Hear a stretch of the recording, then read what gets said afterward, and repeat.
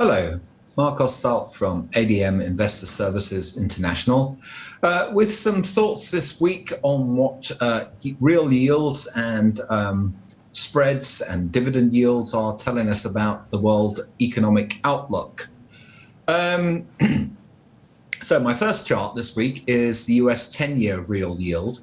I think the simple point here is our narrative of the moment is we're looking at recovery in the global economy, above all in Europe and the US now gaining traction thanks to reopening.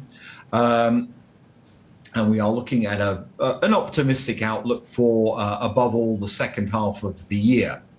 So how does this then reflect back in real yields? Well, as you can see, we did have a bit of a boost to real yields, so they never really got much better than the minus 0.5 level.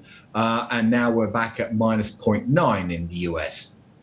If real yields are that low, basically what real yields are telling us, if they tell us anything at all, given the huge distortions thanks to all the financial repression from central banks with their liquidity and interest rate measures, they're basically telling us that we're going to be in a fairly prolonged recession.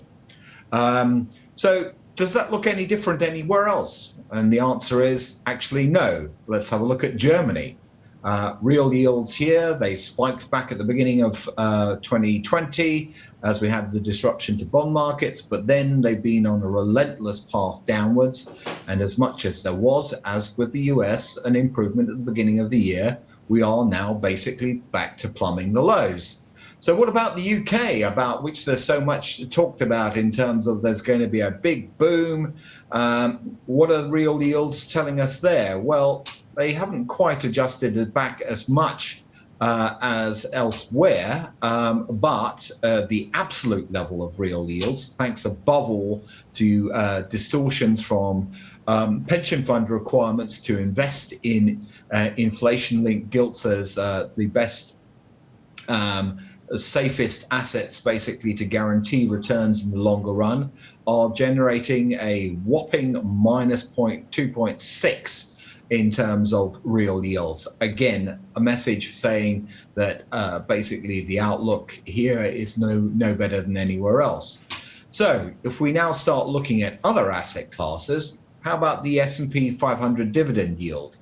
Well, obviously we know that this is not necessarily the best reflection of returns in the US, because not all US companies actually pay dividends, in contrast to a lot of companies in Europe. But this has been on a very relentless path downwards, and that despite the fact that obviously we're seeing record earnings and record revenues, or record revenue growth, which one should say is obviously so heavily distorted by base effects that the Q1 and the Q2 data are largely meaningless. But at least these nominal dividend yields are actually a lot better than this being what's being offered elsewhere. So how do things look in the credit space?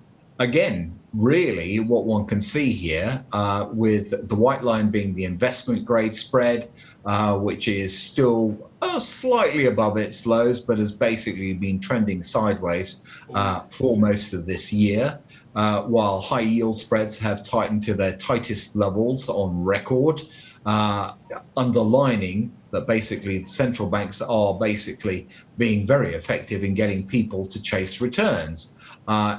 Though obviously we are in a situation where we're starting to think about tapering. So whether that's necessarily the best prospect, particularly given that a rise in rates will definitely create some problems in the high yield sector, which will have to be addressed, given that there's been a huge amount of borrowing. That's true across any corporate bond market sector. Interestingly, if one looks at the emerging market space, the emerging market bond yield has tightened a lot. And interestingly, perhaps all in my last chart, the US dollar denominated high yield spread, what one can see is without QE, that there is a much greater sensitivity to credit trends. And I think this all bears worth thinking about.